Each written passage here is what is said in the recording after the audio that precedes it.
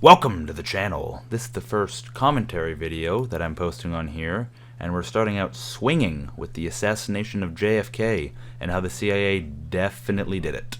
I'm going to be saying that a lot in this video, and technically this is a school project, and they don't want me taking the stance that the CIA killed JFK, despite the evidence. So every time I say that, I'm joking, okay? So if I were to say, for example, that I, Evan DeBaca, believe that the CIA assassinated JFK in 1963, that's a joke, okay? You know, I'm kidding.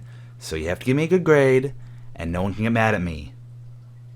Now that's out of the way, let's get into the video. Also, this video is due in tomorrow.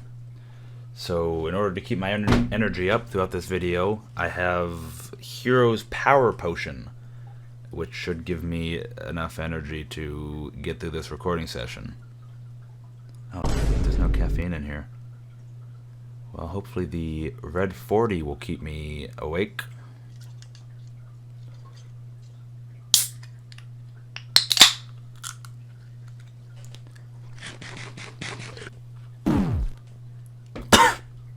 Oh God. I don't know, it's fine.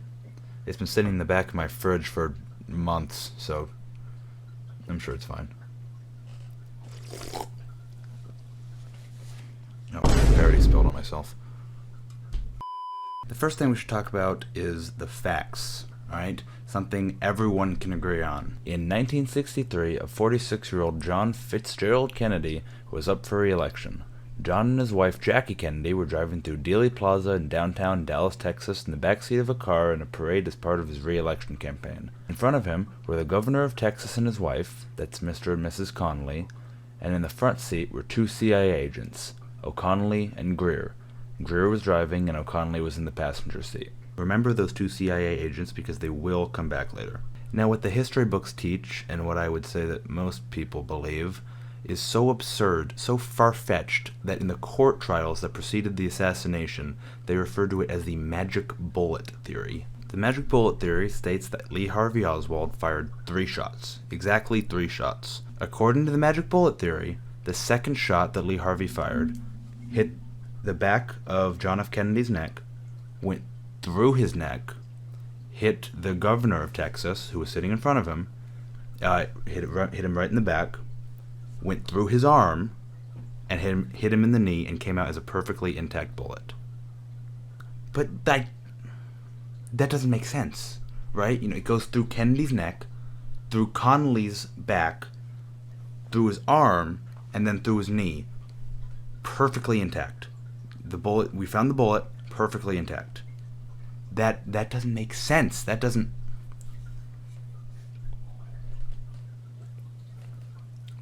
add up. Alright, that was the second bullet. Now let's talk about the first one, because that one is just as crazy. According to that theory, the first bullet that Lee Harvey Oswald fired missed John F. Kennedy. It hit the ground and ricocheted underneath the car that John F. Kennedy was riding in, and it hit a man by the name of James Teague. Now, James Teague survived, and the testimony that he gave was pretty interesting. He said he was shot in the cheek after stopping and turning around when he heard a gunshot. Well, that doesn't make sense. I thought that was the first shot. I mean, we know that James Teague was shot before Kennedy was, and we only found 3 bullets. We know that Lee Harvey Oswald only shot 3 shots. That's true. That doesn't make sense. That doesn't add up. Well, it does if you consider that there were more than one shooter. I have this. This is a newspaper which was published in 1967. That's 4 years after the assassination. And speculate there was 3 assassins that killed Kennedy, not just one. People back then were speculating that there were more than one killer. Not even John Connolly believes that him and Kennedy were shot by the same bullet. He doesn't believe that either. Actually, now that we're talking about him, we probably should discuss Lee Harvey Oswald. We know that he was there, and we know that he was shooting. I do believe that. That's true. I just don't think that he was the only one firing at Kennedy that day. I guess the biggest pill to swallow for people about the assassination conspiracy is the CIA aspect of it. Like, why do people think that the CIA took out the president? That's the government. Why would the government kill the president? Now, we know that Kennedy was in full support of the CIA until the Bay of Pigs invasion, which was essentially just a failed military landing in Cuba. And we also know that the CIA has a track record of doing their own thing when the president doesn't approve of them. Take the drug crisis in the 60s, for example. Well, before the parade, the CIA scoped out the area and determined that there were over 20,000 open windows that could be a hazard to the president. And you know what they did to solve that problem? They said, well, there's too many of them, so there's nothing really we can do. So instead of solving some of the issues with the windows, they solved none of the issues with the windows. They left all of them open, and that's what resulted in the death of the president. You remember when I told you we'd come back to the two CIA agents, O'Connell and Greer? And that's right now. Alright, now they're important. When the first shot was fired, Greer brought the car's speed down to a nice 7 miles per hour, and then him and O'Connell ducked down to protect themselves rather than making any effort at all to protect the president. He slowed down. He slowed the car down. That gives anyone an ample time, ample shot to hit him, right? That makes no sense. What CIA agent who was trying to protect the president would let that happen? Even Jackie Kennedy later described Greer's behavior that day as odd. I mean, this isn't just us speculating anymore. Even his wife thought that that was odd. Ooh, also fun thing, it came out that the CIA was purposely hiding information about the assassination. The House Select Committee on Assassinations, which was formed because of all of the doubt surrounding this particular assassination, they were able to extract audio from the famous Zapruder film, which was a recording of the assassination taking place. They found out that there were double the amount of shots that the CIA said that there were. Now we know that Lee Harvey Oswald shot 3 bullets. I feel like that kind of proves that there was more than one shooter, Well, then there we go, right? That cracks the case. Alright, there was more than one shooter, right? Well, not exactly, because what happened to that evidence? What happened to that proof? Well, somehow, the CIA lost that. That's kind of convenient, huh? During a CIA lockup, all that footage went missing. All of the extracted audio, all of it. And you know what the CIA said?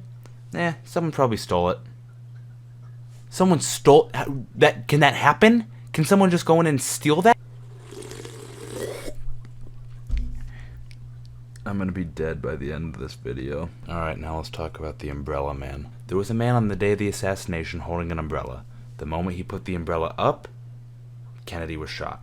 After Kennedy was shot, he simply put the umbrella down and sat down. During the trials for the assassination, the CIA brought in a man in a suit with an umbrella who said that he was the Umbrella Man. Now, the judge didn't look into that at all. He didn't fact check that in any way. He just said, yep, that checks out. Rumors say that that man that they brought in was a former CIA agent, but there's not really any proof of that. Alright, now let's talk about a man who's either really sinister or really incompetent. That man is George W. Bush. Now we all know old George is no stranger to conspiracy theories, huh? Now at the time of the assassination, George W. Bush worked for the CIA, and he was put in charge of making sure that President Kennedy was safe. Yeah, how'd that go? You can't really fail harder than George failed at his job. You know what I mean? I mean, he had one job, make sure this guy lives, right? Make sure he's safe. And he was shot. He was killed. Come on, dude. Come on. I mean, he colossally messed up. That's the worst you can do at a job. And you know what happened? You know how he was reprimanded for this terrible job done? He was promoted to the director of CIA. And then later, he was promoted to President of the United States of America. I mean, you don't mess up that bad and then become the president, right? I mean, his job was to protect the president, and the president died, and then he became the president. Years later, when he was asked where he was at the time of Kennedy's death, he said he couldn't remember. He was in Dallas. We all know he was in Dallas. We have evidence. We have proof that he was in Dallas. What do you mean you didn't remember? Everyone knows he was in Dallas. We have concrete proof that he was in Dallas. How can you not remember that? You were there when it took place. You were at the event. You were in the city that it took place in. How can you not remember that? I don't know, dude. I know this is a weird video, but if you liked it, let me know. Maybe I'll do more content like this in the future. But you know what I like more than positive feedback? Is a good grade. So give me that, please. Thank you. Oh, there's one more thing I wanted to show you. This is the LA Times newspaper the day after you can see the reflection there. The day after he was assassinated. It doesn't have anything to do with the conspiracy. I just thought it was really cool. This is the actual LA Times from the day after he was assassinated. So that's kind of cool. Oh, that's all I got for you.